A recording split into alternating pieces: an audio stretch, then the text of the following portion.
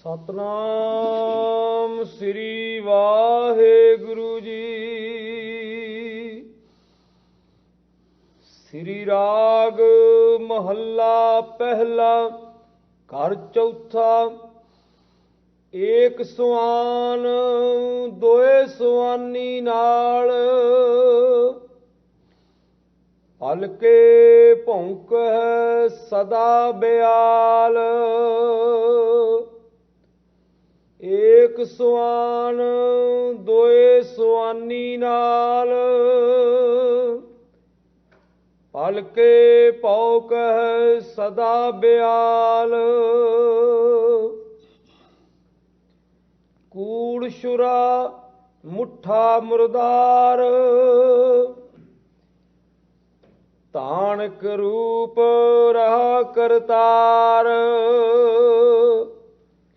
ਮੈਂ ਪਤ ਕੀ ਪੰਧ ਨਾ ਕਰਨੀ ਕੀ ਕਾਰ, ਹਉ ਬਿਗੜੈ ਰੂਪ ਰਹਾ ਬਿਕਰਾਲ। ਤੇਰਾ ਏਕ ਨਾਮ ਤਾਰੇ ਸੰਸਾਰ, ਮੈਂ ਇਹਾ ਆਸ ਇਹੋ ਆਧਾਰ। ਰਹਾਉ ਮੁਖ ਨਿੰਦਾ ਆਖਾਂ ਦਿਨ ਰਾਤ, ਪਰ ਘਰ ਜੋਹੀ ਨੀਚ ਸਨਾਤ। ਕਾਮ ਕ੍ਰੋਧ ਤਨ ਵਸੇ ਚੰਡਾਲ, ਤਾਣਕ ਰੂਪ ਰਹਾ ਕਰਤਾਰ। ਫਾਹੀ ਸੁਰਤ ਮਲੂਕੀ ਵੇਸ, ਹਉ ਠਗਵਾੜਾ ਠੱਗੀ ਦੇਸ। ਖਰਾ ਸਿਆਣਾ ਬਹੁਤਾ ਭਾਰ, ਤਾਣਕ ਰੂਪ ਰਹਾ ਕਰਤਾਰ। ਮੈਂ ਕੀਤਾ ਨਾ ਜਾਤਾ ਹਰਾਮ ਖੋਰ, ਹਉ ਕਿਆ ਮੋਹ ਦੇਸਾ ਦੁਸ਼ਟ ਚੋਰ। ਨਾਨਕ ਨੀਚ ਕਹੈ ਵਿਚਾਰ, ਤਾਣਕ ਰੂਪ ਰਹਾ ਕਰਤਾਰ। ਏਕ ਸੁਆਨ ਦੋਏ ਸੁਆਨੀ ਨਾਲ। ਵਾਹਿਗੁਰੂ ਜੀ ਕਾ ਖਾਲਸਾ, ਵਾਹਿਗੁਰੂ ਜੀ ਕੀ ਫਤਿਹ। ਪਰਮ ਸਨਮਾਨਯੋਗ ਸਤਿਗੁਰੂ ਮਹਾਰਾਜ ਦੀ ਸਾਜੀ ਨਵਾਜੀ ਹੋਈ ਗੁਰੂ ਖਾਲਸਾ ਸਤ ਸੰਗਤ ਜੀਓ। ਅਕਾਲ ਪੁਰਖ ਵਾਹਿਗੁਰੂ ਅੰਤਰਜਾਮੀ ਨੇ ਸਾਡੇ ਕਲਯੁਗੀ ਜੀਵਾਂ ਦੇ ਉਧਾਰ ਵਾਸਤੇ ਜਿੱਥੇ ਪਾਵਨ ਗੁਰੂ ਨਾਨਕ ਸਰੂਪ ਧਾਰਨ ਕੀਤਾ ਹੈ, ਉੱਥੇ ਹਮੇਸ਼ਾ ਲਈ ਸਰਬੱਤ ਜੀਵਾਂ ਦੀ ਕਲਿਆਣ ਵਾਸਤੇ ਪਾਵਨ ਅੰਮ੍ਰਿਤ ਰੂਪ ਇਲਾਹੀ ਬਾਣੀ ਉਚਾਰਨ ਕੀਤੀ। ਜਿਸ ਪਵਿੱਤਰ ਸ਼ਬਦ ਦਾ ਪਾਠ ਆਪ ਸੰਗਤਾਂ ਨੇ ਸਰਵਣ ਕੀਤਾ ਹੈ, ਇਤਿਹਾਸਕ ਪੱਖ ਤੋਂ ਇਸ ਸ਼ਬਦ ਦੀ ਉਥਾਨਕਾ, ਇਹਦੇ ਉਚਾਰਨ ਦਾ ਕਾਰਨ ਇਹ ਲਿਖਿਆ ਮਿਲਦਾ ਹੈ। ਧੰਨ ਗੁਰੂ ਨਾਨਕ ਦੇਵ ਮਹਾਰਾਜ ਸੱਚੇ ਪਾਤਸ਼ਾਹ ਜਦੋਂ ਸਿੱਖੀ ਦੀ ਪਰਖ ਦੇ ਲਈ ਉਹਨਾਂ ਨੇ ਇੱਕ ਸਾਂਗ ਰਚਿਆ, ਧਾਨਕ ਦਾ ਰੂਪ ਧਾਰਨ ਕਰਕੇ ਜੰਗਲ ਦੇ ਵਿੱਚ ਵਿਚਰਨ ਲੱਗ ਪਏ। ਬਹੁਤ ਸਾਰੇ ਗੁਰਸਿੱਖ ਮਾਈ ਭਾਈ ਜਿਹੜੇ ਹਮੇਸ਼ਾ ਸਤਿਗੁਰੂ ਦੇ ਦਰਸ਼ਨ ਦੀਦਾਰ ਕਰਦੇ ਸਨ, ਜਦੋਂ ਵੀ ਉਹ ਸ਼੍ਰੀ ਕਰਤਾਰਪੁਰ ਸਾਹਿਬ ਆਉਂਦੇ ਔਰ ਉਹਨਾਂ ਦੇ ਮਨ ਦੇ ਵਿੱਚ ਇਹੀ ਇੱਕ ਤਾਂਘ ਹੁੰਦੀ ਸੀ ਕਿ ਅਸੀਂ ਆਪਣੇ ਪਿਆਰੇ ਸਤਿਗੁਰੂ ਦੇ ਜਾ ਕੇ ਦਰਸ਼ਨ ਦੀਦਾਰ ਕਰੀਏ। ਪਰ ਹੁਣ ਉਹਨਾਂ ਨੂੰ ਦੀਦਾਰ ਨਹੀਂ ਹੋਏ। ਹੋਰ ਸਿੱਖਾਂ ਨੂੰ ਪੁੱਛਿਆ, ਸਤਿਗੁਰੂ ਕਿੱਥੇ ਹਨ? ਤਾਂ ਪਤਾ ਲੱਗਿਆ ਸਤਿਗੁਰੂ ਤਾਂ ਜੰਗਲ ਦੇ ਵਿੱਚ ਵਿਚਰ ਰਹੇ ਹਨ। ਐਸਾ ਅਸਚਰਜ ਸੰਗ ਧਾਰਨ ਕੀਤਾ ਹੋਇਆ ਹੈ। ਤਨ ਦੇ ਬਸਤਰ ਉਤਾਰ ਦਿੱਤੇ ਹਨ। ਸਿਰ ਉੱਤੇ ਛੋਟੀ ਦਸਤਾਰ ਹੈ। ਤੇੜ ਗੁਰੂ ਮਹਾਰਾਜ ਸੱਚੇ ਪਾਤਸ਼ਾਹ ਦੇ ਬਸਤਰ ਹੈ ਅਤੇ ਲੱਕ ਦੇ ਆਲੇ ਦੁਆਲੇ ਬਾਣਜਾ ਲਪੇਟ ਲਿਆ ਹੈ। ਇਹ ਕਮਰ ਦੇ ਨਾਲ ਛੁਰਾ ਵੀ ਟੰਗ ਲਿਆ ਹੈ। ਇੱਕ ਕੁੱਤਾ, ਸ਼ਿਕਾਰੀ ਕੁੱਤਾ, 2 ਕੁੱਤੀਆਂ ਵੀ ਨਾਲ ਲੈ ਲਈਆਂ।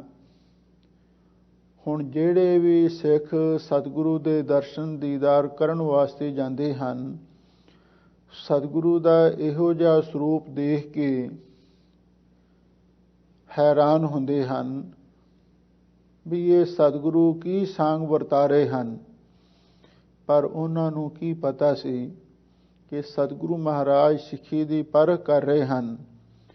ਜਿਹੜਾ ਸਿੱਖ ਸਤਿਗੁਰੂ ਦੇ ਕੋਲ ਜਾਂਦਾ ਹੈ, ਜਾ ਕੇ ਸ਼ਰਧਾ ਭਾਵਨਾ ਦੇ ਨਾਲ ਮੱਥਾ ਟੇਕਦਾ ਹੈ, ਸਤਿਗੁਰੂ ਉਹਦੇ ਮੋਹਰਾਂ ਦੇ ਵਿੱਚ ਇੱਕ ਜ਼ੋਰ ਦੀ ਸੋਟਾ ਮਾਰਦੇ ਹਨ।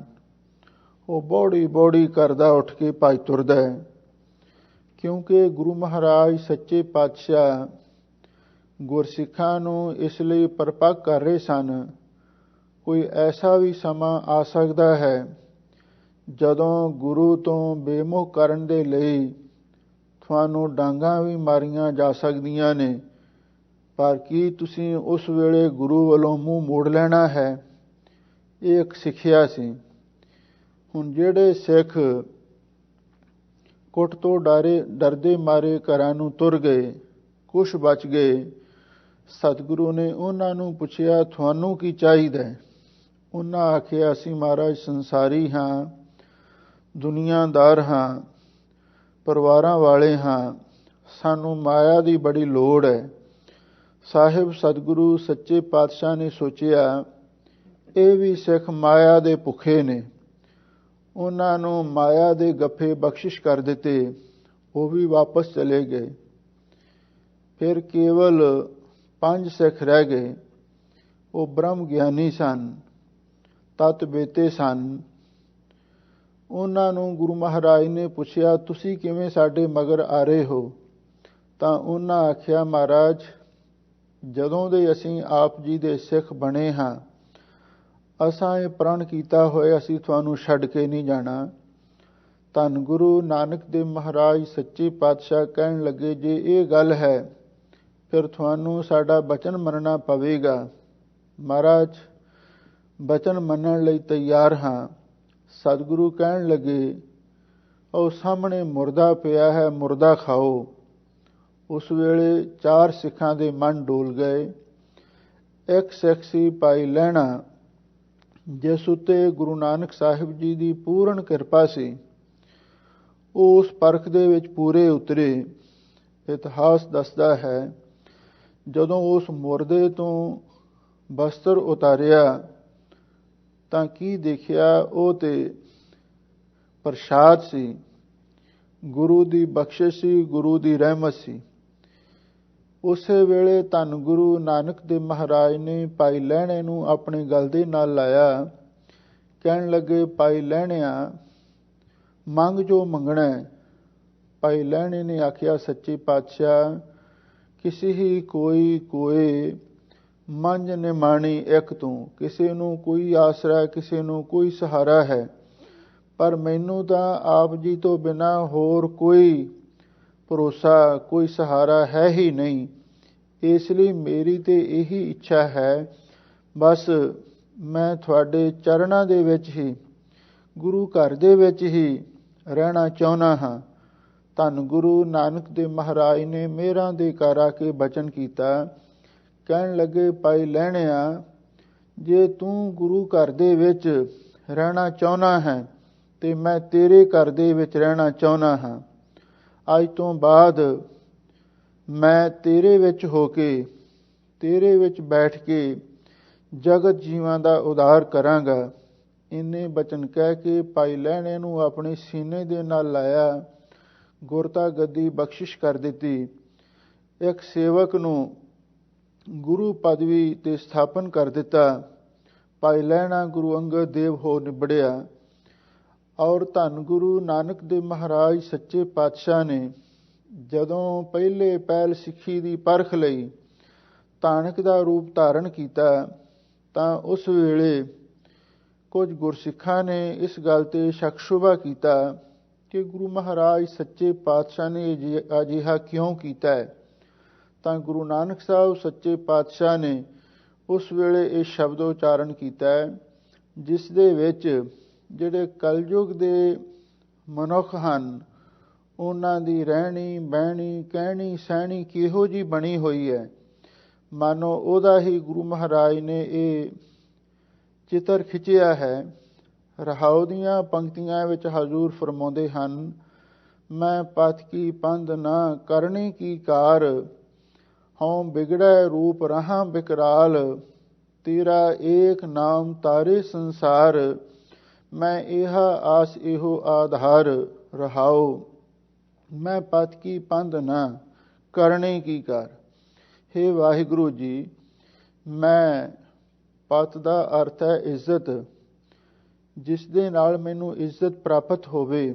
ਮੈਂ ਪਥ ਕੀ ਪੰਧ ਨਾ, ਮੈਂ ਉਸ ਪਤ ਪ੍ਰਾਪਤ ਕਰਨ ਦੀ ਪੰਥ ਸਿੱਖਿਆ ਨੂੰ ਹਾਲੇ ਤੱਕ ਗ੍ਰਹਿਣ ਹੀ ਨਹੀਂ ਕੀਤਾ।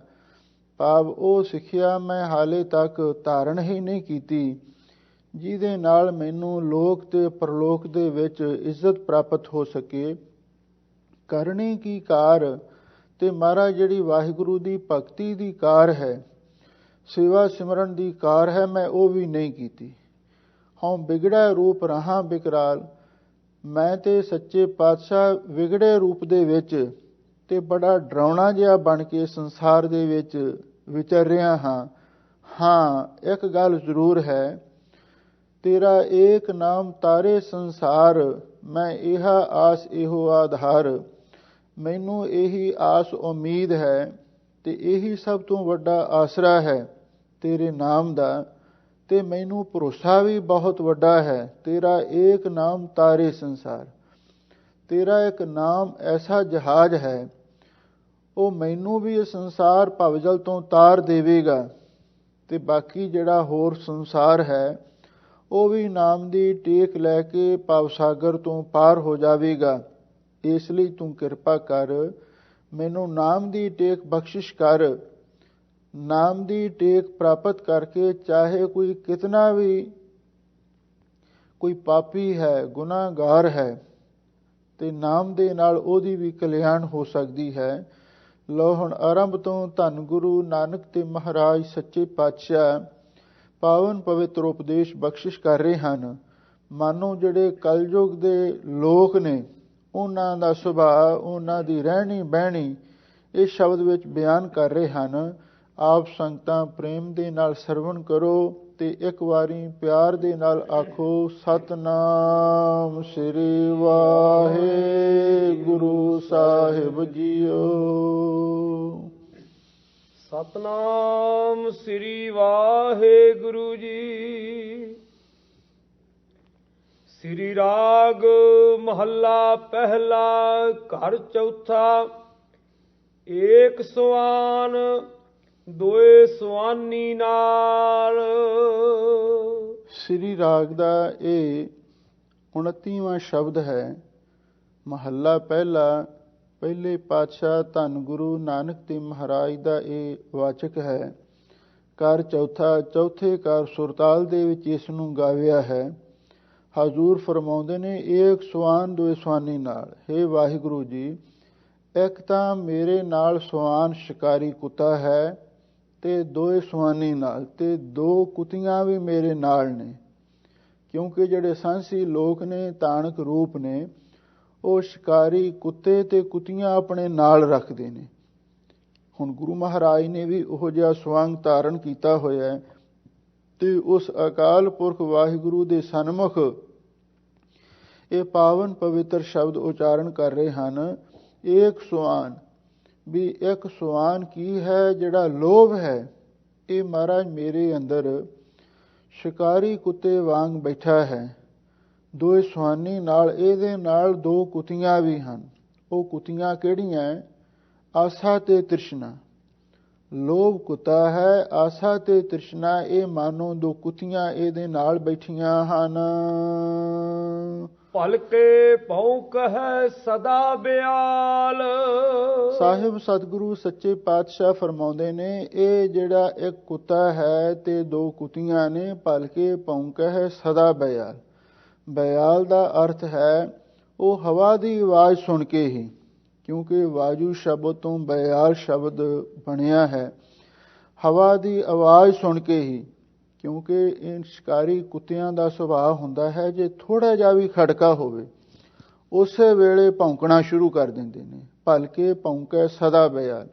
ਭਲਕੇ ਦਾ ਅਰਥ ਹੈ ਹਮੇਸ਼ਾ, ਬਿਆਲ ਦਾ ਅਰਥ ਹੈ ਹਵਾ ਦੀ ਥੋੜ੍ਹੀ ਜਿਹੀ ਆਵਾਜ਼ ਤੇ ਖੜਾਕ ਦੇ ਨਾਲ ਹੀ ਇਹ ਹਮੇਸ਼ਾ ਭੌਂਕਣਾ ਸ਼ੁਰੂ ਕਰ ਦਿੰਦੇ ਹਨ। ਕੁਝ ਵਿਦਵਾਨਾਂ ਨੇ ਬਿਆਲ ਸ਼ਬਦ ਦੇ ਹੋਰ ਵੀ ਅਰਥ ਕੀਤੇ ਨੇ, ਕਿਉਂਕਿ ਸ਼ਬਦ ਇੱਕੋ ਹੀ ਹੁੰਦਾ ਹੈ, ਪ੍ਰਕਰਨ ਦੇ ਅਨੁਸਾਰ ਉਹਦੇ ਅਰਥ ਬਦਲ ਜਾਂਦੇ ਹਨ। ਬਿਆਲ ਸੱਪ ਨੂੰ ਵੀ ਆਖਿਆ ਜਾਂਦਾ ਹੈ। ਭਲਕੇ ਭੌਂਕੈ ਸਦਾ ਬਿਆਲ, ਵੀ ਜਿਹੜੇ ਕੁੱਤੇ ਨੇ ਸੱਪ ਨੂੰ ਦੇਖ ਕੇ ਵੀ ਭੌਂਕਦੇ ਨੇ। ਬਿਆਲ ਦਾ ਅਰਥ ਦੂਸਰਾ, ਬਿੜਾਲ ਸ਼ਬਦ ਤੋਂ ਬਿੱਲਾ ਵੀ ਅਰਥ ਕਈ ਵਿਦਵਾਨਾਂ ਨੇ ਕੀਤਾ ਹੈ। ਇਹ ਜਿਹੜੇ ਸ਼ਿਕਾਰੀ ਕੁੱਤੇ ਤੇ ਕੁੱਤੀਆਂ ਹੁੰਦੇ ਨੇ, ਤੇ ਖਾਸ ਕਰਕੇ ਜਿਹੜੇ ਸਾਂਸੀ ਲੋਕ ਰੱਖਦੇ ਹਨ, ਉਹ ਬਿੱਲਿਆਂ ਦਾ ਸ਼ਿਕਾਰ ਖੇਡਦੇ ਨੇ, ਇਸ ਲਈ ਉਹਨਾਂ ਨੂੰ ਪੰਜਾਬ ਦੇ ਵਿੱਚ ਬਿੱਲੇ ਮਾਰ ਵੀ ਕਹਿ ਦਿੰਦੇ ਹੈ। ਬਿਆਲ ਦਾ ਅਰਥ ਬਿੱਲਾ ਵੀ ਕੀਤਾ ਹੈ। ਭਲਕੇ ਭੌਂਕੈ ਸਦਾ ਬਿਆਲ, ਉਹ ਜਦੋਂ ਕਿਸੇ ਬਿਆਲ ਬਿੱਲੇ ਨੂੰ ਜਾਂ ਬਿੱਲੀ ਨੂੰ ਵੇਖ ਲੈਂਦੇ ਨੇ ਤੇ ਹਮੇਸ਼ਾ ਭੌਂਕਣਾ ਸ਼ੁਰੂ ਕਰ ਦਿੰਦੇ ਨੇ ਔਰ ਉਹਨਾਂ ਨੂੰ ਪਕੜ ਕੇ ਮਾਰ ਦਿੰਦੇ ਹਨ। ਇਹ ਉਹਨਾਂ ਦਾ ਸੁਭਾਅ ਬਣਿਆ ਹੋਇਆ ਹੈ। ਇਸ ਤਰ੍ਹਾਂ ਬਿਆਲ ਸ਼ਬਦ ਦੇ ਵਿਦਵਾਨਾਂ ਨੇ ਕਈ ਤਰ੍ਹਾਂ ਦੇ ਅਰਥ ਕੀਤੇ ਨੇ, ਪਰ ਇਹਦਾ ਮੁੱਖ ਅਰਥ ਇਹੀ ਸਮਝਣਾ ਵੀ ਹਵਾ ਦੀ ਆਵਾਜ਼ ਦੇ ਨਾਲ ਹੀ, ਕਿਉਂਕਿ ਸ਼ਿਕਾਰੀ ਕੁੱਤੇ ਬਹੁਤ ਚੁਕੰਨੇ ਹੁੰਦੇ ਨੇ, ਬੜੇ ਹੁਸ਼ਿਆਰ ਹੁੰਦੇ ਨੇ। ਥੋੜ੍ਹਾ ਜਿਹਾ ਖੜਕਾ ਹੁੰਦਾ ਹੈ, ਉਸੇ ਵੇਲੇ ਕੰਨ ਚੁੱਕਦੇ ਨੇ ਤੇ ਭੌਂਕਣਾ ਸ਼ੁਰੂ ਕਰ ਦਿੰਦੇ ਹਨ। ਕੂੜ ਸ਼ੁਰਾ ਮੁੱਠਾ ਮੁਰਦਾਰ। ਹਾਜ਼ੂਰ ਕਹਿੰਦੇ ਜਿਹੜਾ ਝੂਠ ਹੈ, ਇਹ ਮਾਨੋ ਮੈਂ ਇਹਨਾਂ ਜਾਨਵਰਾਂ ਨੂੰ ਮਾਰਨ ਦੇ ਲਈ ਸ਼ੁਰਾ ਪਕੜਿਆ ਹੋਇਆ। ਆਦਮੀ ਝੂਠ ਬੋਲ ਕੇ ਹੀ ਕਿਸੇ ਦਾ ਹੱਕ ਖਾਂਦਾ ਹੈ ਨਾ, ਕਿਸੇ ਜੀਵ ਦਾ ਲਹੂ ਚੂਸਦਾ ਹੈ। ਹਾਜ਼ੂਰ ਕਹਿੰਦੇ ਮੈਂ ਝੂਠ ਦਾ ਸ਼ੁਰਾ ਵੀ ਪਕੜਿਆ ਹੋਇਆ ਹੈ, ਤੇ ਝੂਠ ਦੇ ਨਾਲ ਜਿਹੜਾ ਲੁੱਟਿਆ ਹੋਇਆ ਮਾਲ ਹੈ ਇਹ ਮਾਨੋ ਮੁਰਦਾਰ ਮੈਂ ਖਾ ਰਿਹਾ ਹਾਂ। ਕਿਉਂਕਿ ਸਤਿਗੁਰੂ ਮਹਾਰਾਜ ਦੀ ਇੱਕ ਥਾਂ ਤੇ ਹੋਰ ਬਚਨ ਵੀ ਆਏ ਨੇ, ਕੂੜ ਬੋਲ ਮੁਰਦਾਰ ਖਾਏ। ਝੂਠ ਬੋਲ ਕੇ ਖਾਣਾ ਇਹ ਮੁਰਦਾਰ ਖਾਣ ਵਾਲੀ ਗੱਲ ਹੈ। ਕੂੜ ਸ਼ੁਰਾ, ਝੂਠ ਦਾ ਸ਼ੁਰਾ ਮੇਰੇ ਹੱਥ ਵਿੱਚ ਫੜਿਆ ਹੋਇਆ ਹੈ। ਮੈਂ ਝੂਠ ਬੋਲ ਬੋਲ ਕੇ ਤੇ ਲੋਕਾਂ ਦਾ ਹੱਕ ਮਾਰ ਕੇ ਖਾ ਰਿਹਾ ਹਾਂ। ਜਿਹੜਾ ਝੂਠ ਦਾ ਲੁੱਟਿਆ ਹੋਇਆ ਮਾਲ ਹੈ ਇਹ ਮਾਨੋ ਮੈਂ ਮੁਰਦਾਰ ਖਾ ਰਿਹਾ ਹਾਂ। ਧਾਨਕ ਰੂਪ ਰਹਾ ਕਰਤਾਰ। ਹੇ ਕਰਤਾ ਪੁਰਖ ਵਾਹਿਗੁਰੂ, ਹੇ ਪਰਮ ਪਿਤਾ ਅਕਾਲ ਪੁਰਖ ਵਾਹਿਗੁਰੂ, ਇਸ ਤਰ੍ਹਾਂ ਮੈਂ ਵੀ ਧਾਨਕ ਦੇ ਰੂਪ ਦੇ ਵਿੱਚ ਸੰਸਾਰ ਦੇ ਵਿੱਚ ਵਿਚਰ ਰਿਹਾ ਹਾਂ। ਮੈਂ ਪਤ ਕੀ ਪੰਧ ਨਾ ਕਰਨੀ ਕੀ ਕਾਰ, ਹਉ ਬਿਗੜੈ ਰੂਪ ਰਹਾ ਵਿਕਰਾਲ। ਤੇਰਾ ਏਕ ਨਾਮ ਤਾਰੇ ਸੰਸਾਰ, ਮੈਂ ਇਹ ਆਸ ਇਹੋ ਆਧਾਰ। ਰਹਾਉ ਮੁਖ ਨਿੰਦਾ ਆਖਾਂ ਦਿਨ ਰਾਤ। ਰਹਾਉ ਦੀਆਂ ਪੰਕਤੀਆਂ ਵਿੱਚ ਸ਼ਬਦ ਦਾ ਕੇਂਦਰੀ ਭਾਵ ਹੁੰਦਾ ਹੈ। ਧੰਨ ਗੁਰੂ ਨਾਨਕ ਦੇਵ ਮਹਾਰਾਜ ਸੱਚੇ ਪਾਤਸ਼ਾਹ ਨੇ ਰਹਾਉ ਦੀਆਂ ਪੰਕਤੀਆਂ ਵਿੱਚ ਇਹ ਸਿਧਾਂਤ ਪ੍ਰਗਟਾਇਆ ਹੈ ਕਿ ਨਾ ਤੇ ਮੈਂ ਉਸ ਸਿੱਖਿਆ ਨੂੰ ਹੀ ਧਾਰਨ ਕੀਤਾ ਹੈ ਜਿਹਦੇ ਨਾਲ ਮੈਨੂੰ ਲੋਕ ਤੇ ਪ੍ਰਲੋਕ ਵਿੱਚ ਇੱਜ਼ਤ ਪ੍ਰਾਪਤ ਹੋਵੇ, ਤੇ ਨਾ ਹੀ ਮੈਂ ਐਸੀ ਭਗਤੀ ਦੀ, ਸੇਵਾ ਸਿਮਰਨ ਦੀ, ਕੋਈ ਨੇਕੀ ਜਾਂ ਚੰਗਿਆਈ ਦੀ ਕਾਰ ਹੀ ਕੀਤੀ ਹੈ ਜਿਹਦੇ ਨਾਲ ਮੈਨੂੰ ਸਤਿਕਾਰ ਮਿਲ ਸਕੇ। ਮੈਂ ਤੇ ਵਿਗੜੇ ਰੂਪ ਦੇ ਵਿੱਚ ਬਹੁਤ ਡਰਾਉਣਾ ਸਰੂਪ ਧਾਰਨ ਕਰਕੇ ਸੰਸਾਰ ਦੇ ਵਿੱਚ ਵਿਚਰ ਰਿਹਾ ਹਾਂ। ਹਾਂ, ਮੈਨੂੰ ਇਹ ਇੱਕ ਆਸ ਹੈ ਤੇ ਇਹੀ ਇੱਕ ਆਸਰਾ ਹੈ ਬਈ ਤੇਰਾ ਇੱਕ ਨਾਮ ਹੀ ਹੈ ਜਿਹੜਾ ਸਾਰੇ ਸੰਸਾਰ ਨੂੰ ਤਾਰ ਸਕਦਾ ਹੈ, ਤੇ ਮੇਰਾ ਵੀ ਉਦਾਰ ਉਸ ਨਾਮ ਨੇ ਹੀ ਕਰਨਾ ਹੈ। ਇਸ ਲਈ ਕਿਰਪਾ ਕਰ, ਮੈਨੂੰ ਇਹ ਨਾਮ ਦੀ ਟੇਕ ਬਖਸ਼ਿਸ਼ ਕਰ। ਰਹਾਉ ਵਿਸਰਾਮ ਦੇ ਕੇ ਹਜ਼ੂਰ ਅੱਗੇ ਫਰਮਾਉਂਦੇ ਨੇ ਵੀ ਕਲਯੁਗ ਦੇ ਜੀਵਾਂ ਦੀ ਹਾਲਤ ਕਿਹੋ ਜਿਹੀ ਹੈ। ਮੁਖ ਨਿੰਦਾ ਆਖਾਂ ਦਿਨ ਰਾਤ, ਮੇਰਾ ਇਹ ਸੁਭਾਅ ਬਣਿਆ ਹੋਇਆ ਹੈ, ਮੈਂ ਦਿਨ ਰਾਤ ਹਮੇਸ਼ਾ ਆਪਣੇ ਮੁਖ ਤੋਂ ਨਿੰਦਾ ਹੀ ਕਰਦਾ ਰਹਿੰਦਾ। ਹਾਲਾਂਕਿ ਸਤਿਗੁਰੂ ਦਾ ਇਹ ਉਪਦੇਸ਼ ਹੈ, ਨਿੰਦਾ ਭਲੀ ਕਿਸੇ ਕੀ ਨਾਹੀਂ, ਮਨਮੁਖ ਮੁਗਧ ਕਰਨ, ਮੋਹ ਕਾਲੇ ਤਿਨ ਨਿੰਦਕਾਂ ਨਰਕੇ ਘੋਰ ਪਵਨ। ਨਿੰਦਾ ਕਹਿੰਦੇ ਕਿਸ ਨੂੰ ਨੇ, ਇਹਦੇ ਬਾਰੇ ਵੀ ਵਿਚਾਰ ਹੋ ਜਾਣੀ ਚਾਹੀਦੀ ਹੈ। ਨਿੰਦਾ ਉਸ ਨੂੰ ਕਹਿੰਦੇ ਨੇ ਕਿਸੇ ਦੇ ਵਿੱਚ ਕੋਈ ਔਗੁਣਤਾ ਨਾ ਹੋਵੇ ਤੇ ਐਵੇਂ ਉਸ ਦੇ ਉੱਤੇ ਝੂਠੇ ਦੋਸ਼ ਲਾਈ ਜਾਣੇ, ਬਈ ਫਲਾਨਾ ਤੇ ਸ਼ਰਾਬ ਪੀਂਦਾ ਹੈ, ਫਲਾਨਾ ਤੇ ਆ ਕੁਕਰਮ ਕਰਦਾ ਹੈ, ਐਵੇਂ ਝੂਠੀਆਂ ਮੁੱਠੀਆਂ ਗੱਲਾਂ, ਝੂਠੇ ਇਲਜ਼ਾਮ ਲਾਈ ਜਾਣੇ, ਇਹਨੂੰ ਨਿੰਦਿਆ ਕਹਿੰਦੇ ਨੇ।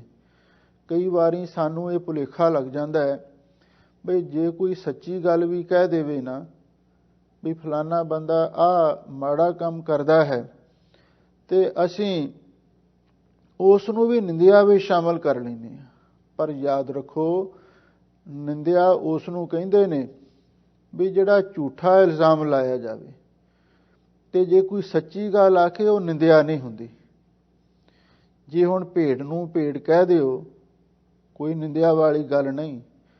ਜੇ ਗਧੇ ਨੂੰ ਗਧਾ ਕਹਿ ਦਿਓ, ਕੋਈ ਨਿੰਦਿਆ ਵਾਲੀ ਗੱਲ ਨਹੀਂ। ਚੋਰ ਨੂੰ ਚੋਰ ਕਹਿ ਦਿਓ, ਕੋਈ ਮਾੜੀ ਗੱਲ ਨਹੀਂ। ਕਿਸੇ ਡਾਕੂ ਨੂੰ ਡਾਕੂ ਕਹਿ ਦਿਓ, ਕਿਸੇ ਪਖੰਡੀ ਨੂੰ ਪਖੰਡੀ ਕਹਿ ਦਿਓ, ਕੋਈ ਨਿੰਦਿਆ ਵਾਲੀ ਗੱਲ ਨਹੀਂ। ਹਾਂ, ਜਦੋਂ ਅਸੀਂ ਕਿਸੇ ਪੂਰਨ ਸੰਤ ਨੂੰ, ਕਿਸੇ ਪੂਰਨ ਗੁਰਸਿੱਖ ਨੂੰ ਆਖੀਏ ਉਹ ਤੇ ਬਹੁਤ ਪਾਪੀ ਹੈ, ਉਹ ਤੇ ਬੜਾ ਦੁਰਾਚਾਰੀ ਹੈ, ਇਹ ਨਿੰਦਿਆ ਹੈ। ਤੁਸੀਂ ਗਾਂ ਨੂੰ ਭੇਡ ਕਹਿ ਦਿਓ, ਇਹ ਉਸ ਦੀ ਨਿੰਦਿਆ ਹੈ। ਤੁਸੀਂ ਸ਼ੇਰ ਨੂੰ ਗਧਾ ਕਹਿ ਦਿਓ, ਇਹ ਨਿੰਦਿਆ ਹੈ। ਕਿਸੇ ਦੇ ਗੁਣ ਨੂੰ ਲੁਕਾਉਣਾ ਇਹੀ ਨਿੰਦਿਆ ਹੈ। ਇਸੇ ਲਈ ਸਾਡਾ ਸੁਭਾਅ ਬਣਿਆ ਹੋਇਆ ਹੈ ਮੁਖ ਨਿੰਦਾ ਆਖਾਂ ਦਿਨ ਰਾਤ। ਅਸੀਂ ਦਿਨ ਰਾਤ ਆਪਣੇ ਮੁਖ ਤੋਂ ਨਿੰਦਿਆ ਹੀ ਕਰਦੇ ਰਹਿੰਦੇ ਹਾਂ। ਪਰ ਘਰ ਜੋ ਹੀ ਨੀਚ ਸਨਾਤ, ਫਿਰ ਮਹਾਰਾਜ ਅਸੀਂ ਐਸੇ ਨੀਚ ਜਾਤੀ ਵਾਲੇ ਹਾਂ ਤੇ ਕਰਮਾਂ ਦੇ ਵੀ ਨੀਚ ਹਾਂ, ਤੇ ਪਰਾਏ ਘਰਾਂ ਨੂੰ ਹਮੇਸ਼ਾ ਲਈ ਤਾੜਦੇ ਰਹਿੰਦੇ ਹਾਂ। ਬਹੁਤ ਸਾਰੇ ਲੋਕਾਂ ਦਾ ਇਹ ਸੁਭਾਅ ਬਣਿਆ ਹੋਇਆ ਹੈ, ਉਹ ਚੋਰੀ ਲਈ, ਯਾਰੀ ਲਈ ਪਰਾਏ ਘਰਾਂ ਨੂੰ ਤਾੜਦੇ ਰਹਿੰਦੇ ਹਨ।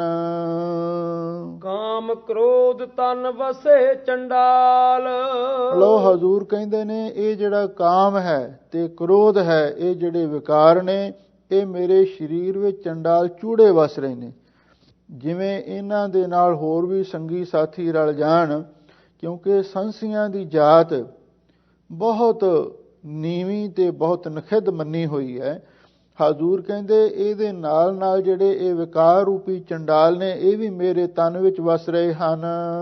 ਕਾਣਕ ਰੂਪ ਰਹਾ ਕਰਤਾਰ, ਹੇ ਪਰਮ ਪਿਤਾ ਪਰਮਾਤਮਾ, ਹੇ ਸਿਰਜਣਹਾਰ ਅਕਾਲ ਪੁਰਖ ਵਾਹਿਗੁਰੂ, ਮੈਂ ਇਸ ਤਰ੍ਹਾਂ ਧਾਨਕ ਦੇ ਰੂਪ ਦੇ ਵਿੱਚ ਸੰਸਾਰ ਦੇ ਵਿੱਚ ਵਿਚਰ ਰਿਹਾ ਹਾਂ। ਮੈਂ ਕੀਤਾ ਨ ਫਾਹੀ ਸੁਰਤ ਮਲੂਕੀ ਵੇਸ।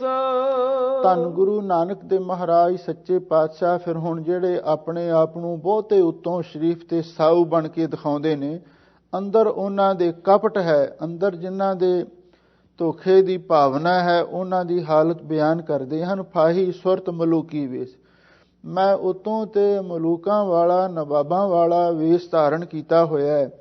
ਜਿਵੇਂ ਕੋਈ ਬੜੇ ਬੜੇ ਰਈਸ਼ ਹੁੰਦੇ ਨੇ, ਤੇ ਇਸੇ ਤਰ੍ਹਾਂ ਮੈਂ ਉਤੋਂ ਤਾਂ ਬੜੇ ਮਲੂਕਾਂ ਵਾਲਾ, ਨਵਾਬਾਂ ਵਾਲਾ ਵੇਸ ਧਾਰਨ ਕੀਤਾ ਹੋਇਆ ਹੈ। ਤੇ ਫਾਹੀ ਸੁਰਤ, ਅੰਦਰ ਮੇਰੀ ਸੁਰਤ ਵਿੱਚ ਫਾਹੀ ਲੱਗੀ ਹੋਈ ਹੈ। ਇਹਦਾ ਮਤਲਬ ਇਹ ਹੈ, ਉਤੋਂ ਸ਼ਰੀਫਾਂ ਵਾਲਾ ਲਿਬਾਸ ਧਾਰਨ ਕਰਕੇ, ਚੰਗੇ ਕੱਪੜੇ ਪਾ ਕੇ, ਨਕਲੀ ਸਾਊ ਚਿਹਰਾ ਬਣਾ ਕੇ ਤੇ ਲੋਕਾਂ ਨੂੰ ਲੁੱਟਣ ਵਾਸਤੇ ਮੈਂ ਫਾਹੀ ਲਾਉਣਾ ਹਾਂ।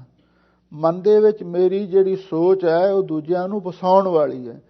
ਜਿਵੇਂ ਕੋਈ ਸ਼ਿਕਾਰੀ ਆਦਮੀ ਆਪਣੇ ਸ਼ਿਕਾਰ ਦੇ ਜਾਲ ਦੇ ਵਿੱਚ ਕਿਸੇ ਜਾਨਵਰ ਨੂੰ ਫਸਾਉਂਦਾ ਹੈ। ਇਹੀ ਮਾਨੋ ਫਾਹੀ ਹੈ, ਜਿਹੜੀ ਐਸੀ ਸੋਚ ਹੈ ਵੀ ਕਿਸੇ ਮਨੁੱਖ ਨੂੰ ਆਪਾਂ ਕਿਵੇਂ ਘੇਰਨਾ ਹੈ, ਕਿਵੇਂ ਲੁੱਟਣਾ ਹੈ, ਕਿਵੇਂ ਮਾਰਨਾ ਹੈ। ਇਹ ਫਾਹੀ ਸੁਰਤ, ਇਹ ਸਾਡੀ ਸੁਰਤ ਵਿੱਚ ਫਾਹੀ ਲੱਗੀ ਹੋਈ ਹੈ। ਉੱਤੋਂ ਸ਼ਰੀਫਾਂ ਵਾਲਾ ਵੇਸ ਧਾਰਨ ਕੀਤਾ ਹੋਇਆ ਹੈ। ਕਈ ਗੁਰਸਿੱਖੀ ਦਾ ਸਰੂਪ ਵੀ ਧਾਰਨ ਕਰ ਲੈਂਦੇ ਨੇ, ਕੋਈ ਸੰਤਾਂ ਦਾ, ਕੋਈ ਸਾਧਾਂ ਦਾ, ਬਾਬਿਆਂ ਦਾ ਵੀ ਰੂਪ ਧਾਰਨ ਕਰ ਲੈਂਦੇ ਨੇ, ਪਰ ਅੰਦਰੋਂ ਸੁਰਤ ਵਿੱਚ ਉਹਨਾਂ ਦੇ ਫਾਹੀ ਲੱਗੀ ਹੁੰਦੀ ਹੈ। ਉਹ ਦੂਜੇ ਨੂੰ ਫਸਾਉਣਾ ਚਾਹੁੰਦੇ ਨੇ। ਸ਼ਿਕਾਰ ਨੂੰ ਕਿਵੇਂ ਫਸਾਉਣਾ ਹੈ, ਬਸ ਆਹੀ ਸੋਚ ਉਹਨਾਂ ਦੇ ਮਨ ਦੇ ਵਿੱਚ ਲੱਗੀ ਰਹਿੰਦੀ ਹੈ। ਬਹੁਤ ਸਾਰੇ ਇਹੋ ਜਿਹੇ ਵੀ ਲੋਕ ਨੇ ਜਿਹੜੇ ਮਲੂਕੀ ਵੇਸ ਦਾ ਅਰਥ ਇਹ ਵੀ ਹੈ ਵੀ ਜਿਹੜੇ ਸੰਤਾਂ ਸਾਧੂਆਂ ਵਾਲਾ ਲਿਬਾਸ ਧਾਰਨ ਕਰ ਲੈਂਦੇ ਨੇ ਤੇ ਸੁਰਤ ਵਿੱਚ ਉਹਨਾਂ ਦੇ ਵੀ ਫਾਹੀ ਹੁੰਦੀ ਹੈ। ਉਹ ਵੀ ਸ਼ਿਕਾਰ ਨੂੰ, ਦੂਜਿਆਂ ਦੇ ਮਾਲ ਅਸਬਾਬ ਨੂੰ ਲੁੱਟਣਾ ਪਸੰਦ ਕਰਦੇ ਹਨ। ਠਗਵਾੜਾ ਠੱਗੀ ਦੇਸ। ਸਾਹਿਬ ਸਤਿਗੁਰੂ ਸੱਚੇ ਪਾਤਸ਼ਾਹ ਉੱਤਮ ਪੁਰਖ ਦੇ ਵਿੱਚ ਸਿੱਖਿਆ ਦਿੰਦੇ ਹਨ। ਉੱਤੋਂ ਮੈਂ ਮਲੂਕਾਂ ਵਾਲਾ, ਸ਼ਰੀਫਾਂ ਵਾਲਾ ਵੇਸ ਧਾਰਨ ਕੀਤਾ ਹੋਇਆ ਹੈ ਤੇ ਮੇਰੀ ਸੁਰਤ ਅੰਦਰ ਫਾਹੀ ਲਾਈ ਹੋਈ ਹੈ। ਵੀ ਭਾਵ ਇਹੋ ਜਿਹੀ ਮਾੜੀ ਸੋਚ ਹੈ ਵੀ ਕਿਸੇ ਨੂੰ ਕਿਵੇਂ ਲੁੱਟਣਾ ਹੈ, ਕਿਵੇਂ ਫਸਾਉਣਾ ਹੈ, ਬਸ ਆਹੀ ਸੋਚ ਵਿੱਚ ਮੈਂ ਪਿਆ ਰਹਿਣਾ ਹਾਂ। ਹਾਂ ਠਗਵਾੜਾ ਠੱਗੀ ਦੇਸ਼। ਮੈਂ ਤੇ ਠਗਵਾੜਾ ਦਾ ਅਰਥ ਹੈ ਠੱਗੀ ਮਾਰਨ ਵਾਲਾ, ਤੇ ਮੈਂ ਤੇ ਇੱਕ ਗਰੋਹ ਦਾ ਮਾਲਕ ਹਾਂ ਤੇ ਠੱਗੀ ਦੇ ਸਾਰੇ ਦੇਸ਼ ਨੂੰ ਹੀ ਠੱਗ ਰਿਹਾ ਹਾਂ। ਬਹੁਤ ਸਾਰੇ ਇਹੋ ਜਿਹੇ ਵੀ ਠੱਗ ਲੋਕ ਹੁੰਦੇ ਨੇ ਵੀ ਜਿਹੜੇ ਸਾਰੇ ਦੇਸ਼ ਨੂੰ ਵੀ ਠੱਗਣ ਨੂੰ ਤਿਆਰ ਹੁੰਦੇ ਨੇ। ਕਈ ਐਸੇ ਗੁਪਤ ਭੇਦ ਹੁੰਦੇ ਨੇ ਜਿਹੜੇ ਦੁਸ਼ਮਣ ਨੂੰ ਦੇ ਦਿੰਦੇ ਨੇ, ਆਪਣੇ ਦੇਸ਼ ਦੇ ਨਾਲ ਵੀ ਗਦਾਰੀ ਕਰਦੇ ਹਨ। ਖਰਾ ਸਿਆਣਾ ਬਹੁਤਾ ਭਾਰ। ਹਜ਼ੂਰ ਕਹਿੰਦੇ ਭਾਈ ਜਿਹੜਾ ਆਪਣੇ ਆਪ ਨੂੰ ਖਰਾ ਸਿਆਣਾ, ਬਹੁਤਾ ਸਿਆਣਾ ਸਮਝਦਾ ਹੈ ਤੇ ਬਹੁਤਾ ਭਾਰ ਉਹਦੇ ਮਨ ਉੱਤੇ ਵੀ, ਉਹਦੇ ਦਿਮਾਗ ਉੱਤੇ ਵੀ ਬਹੁਤਾ ਪਾਪਾਂ ਦਾ ਭਾਰ ਹੀ ਚੜ੍ਹਦਾ ਹੈ। ਕਿਉਂਕਿ ਇੱਕ ਤਾਂ ਸਿਆਣਪ ਚੰਗੇ ਪਾਸੇ ਸਾਨੂੰ ਲਾਉਂਦੀ ਹੈ, ਇੱਕ ਉਹ ਵੀ ਸਿਆਣਪ ਹੈ ਜਿਹੜਾ ਅਸੀਂ ਕਿਸੇ ਨਾਲ ਧੋਖਾ ਕਰਨ ਦੇ ਲਈ ਜਿਹਨੂੰ ਵਰਤਦੇ ਹਾਂ। ਉਸ ਸਿਆਣਪ ਦੀ ਗੱਲ ਗੁਰੂ ਮਹਾਰਾਜ ਕਰਦੇ ਨੇ। ਆਪਣੇ ਆਪ ਨੂੰ ਕੋਈ ਬੜੇ ਕਲੈਵਰ, ਬੜੇ ਹੁਸ਼ਿਆਰ ਤੇ ਬੜੇ ਸਿਆਣੇ ਸਮਝਦੇ ਨੇ ਤੇ ਦੂਜਿਆਂ ਨੂੰ ਲੁੱਟਣ ਮਾਰਨ ਦੇ ਲਈ ਉਹਨਾਂ ਦੀ ਸਿਆਣਪ ਹਮੇਸ਼ਾ ਲਈ ਹਾਵੀ ਹੁੰਦੀ ਹੈ। ਹਜ਼ੂਰ ਕਹਿੰਦੇ ਜਿਹੜਾ ਇਸ ਤਰ੍ਹਾਂ ਦਾ ਬਹੁਤਾ ਸਿਆਣਾ, ਚੁਸਤ ਚਲਾਕ ਆਪਣੇ ਆਪ ਨੂੰ ਸਮਝਦਾ ਹੈ, ਉਹ ਬਹੁਤਾ ਭਾਰ ਪਾਪਾਂ ਦਾ ਸਿਰ ਉੱਤੇ ਚੱਕਦਾ ਹੈ। ਨਾਨਕ ਰੂਪ ਰਹਾ ਕਰਤਾਰ। ਹੇ ਪਰਮ ਪਿਤਾ ਪਰਮਾਤਮਾ, ਇਸ ਤਰ੍ਹਾਂ ਮੈਂ ਵੀ ਧਾਨਕ ਦੇ ਰੂਪ ਦੇ ਵਿੱਚ, ਸਾਂਸੀ ਦੇ ਰੂਪ ਦੇ ਵਿੱਚ ਸੰਸਾਰ ਦੇ ਵਿੱਚ ਵਿਚਰ ਰਿਹਾ ਹਾਂ। ਮੈਂ ਕੀਤਾ ਨਾ ਜਾਤਾ ਹਰਾਮ ਖੋਰ। ਲਓ ਸਾਹਿਬ ਸਤਿਗੁਰੂ ਸੱਚੇ ਪਾਤਸ਼ਾਹ ਸਾਨੂੰ ਇਹ ਸਿੱਖਿਆ ਦਿੰਦੇ ਹਨ, ਜੇ ਤੁਸੀਂ ਮਾੜੇ ਵੀ ਹੋ ਨਾ ਤੇ ਸਤਿਗੁਰੂ ਦੇ ਅਕਾਲ ਪੁਰਖ ਦੇ ਚਰਨਾਂ ਦੇ ਵਿੱਚ ਆ ਕੇ ਅਰਦਾਸ ਬੇਨਤੀ ਕਰੋ, ਆਪਣੇ ਜ਼ੁਰਮ ਦਾ ਇਕਬਾਲ ਕਰੋ ਕਿ ਹੇ ਵਾਹਿਗੁਰੂ ਜੀ, ਮੈਂ ਤੇ ਇਹੋ ਜਿਹਾ ਪਾਪੀ ਹਾਂ, ਨਿਮਕ ਹਰਾਮੀ ਹਾਂ, ਮੈਂ ਕੀਤਾ ਨਾ ਜਾਤਾ ਹਰਾਮ ਖੋਰ। ਮੈਂ ਤੇ ਹਰਾਮ ਖੋਰ ਹਾਂ, ਅਕਰਤ ਕਣ ਹਾਂ, ਨਿਮਕ ਹਰਾਮੀ ਹਾਂ, ਮੈਂ ਤੇਰੇ ਕੀਤੇ ਪਰਉਪਕਾਰ ਨੂੰ ਜਾਣਿਆ ਨਹੀਂ ਹੈ। ਹੋ ਕਿਆ ਮੋਹ ਦੇਸਾਂ ਦੁਸ਼ਟ ਚੋਰ। ਹੇ ਵਾਹਿਗੁਰੂ ਜੀ, ਮੈਂ ਤੇ ਦੁਸ਼ਟ ਹਾਂ ਤੇ ਚੋਰ ਬੰਦਾ ਹਾਂ। ਕਿਆ ਹੂੰ ਕਿਆ ਮੋਹ ਦੇਸਾਂ, ਮੈਂ ਤੇਰੇ ਮੂਹਰੇ ਕੀ ਮੂੰਹ ਦੇਵਾਂ। ਜਿਸ ਆਦਮੀ ਨੇ ਮਾੜੇ ਕੰਮ ਕੀਤੇ ਹੋਣ ਤੇ ਉਹਨੂੰ ਬਾਦਸ਼ਾਹ ਦੇ ਸਾਹਮਣੇ ਮੂੰਹ ਦਿਖਾਉਣਾ ਔਖਾ ਹੁੰਦਾ ਹੈ, ਇਸੇ ਤਰ੍ਹਾਂ ਹੇ ਵਾਹਿਗੁਰੂ ਜੀ, ਮੈਂ ਦੁਸ਼ਟ ਹਾਂ। ਦੁਸ਼ਟ ਤੋਂ ਮੁਰਾਦ ਹੈ ਜਿਸ ਨੂੰ ਦੁਵੈਤ ਹੀ ਇਸ਼ਟ ਪਿਆਰੀ ਹੋਵੇ, ਭਾਵ ਜਿਸ ਨੂੰ ਵਾਹਿਗੁਰੂ ਦਾ ਨਾਮ ਚੰਗਾ ਨਾ ਲੱਗੇ ਤੇ ਹੋਰ ਨਸ਼ਿਆਂ, ਵਿਸ਼ਿਆਂ, ਪਾਪਾਂ ਦੇ ਵਿੱਚ ਹੀ ਗਲਤਾਨ ਰਵੇ, ਉਹ ਦੁਸ਼ਟ ਹੈ। ਤੇ ਚੋਰ ਉਹ ਹੈ ਤੇ ਤਸਕਰ ਜੋ ਨਾਮ ਨਾ ਲੇਵੈ, ਜੋ ਪਰਮੇਸ਼ਰ ਦਾ ਨਾਮ ਨਹੀਂ ਲੈਂਦੇ, ਉਹ ਸਾਰੇ ਰੱਬ ਦੇ ਚੋਰ ਨੇ।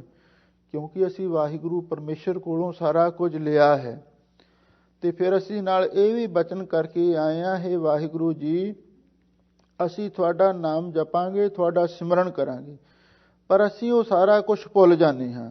ਅਸੀਂ ਲੈ ਕੇ ਫਿਰ ਰੱਬ ਦੇ ਚੋਰ ਬਣ ਜਾਂਦੇ ਹਾਂ। ਅਸੀਂ ਲੈ ਲੈਂਦੇ ਹਾਂ, ਮੰਗ ਲੈਂਦੇ ਹਾਂ ਵਾਹਿਗੁਰੂ ਦੇ ਕੋਲੋਂ ਚੀਜ਼ਾਂ, ਪਰ ਉਸ ਦਾ ਸ਼ੁਕਰਾਨਾ ਤੱਕ ਵੀ ਨਹੀਂ ਕਰਦੇ।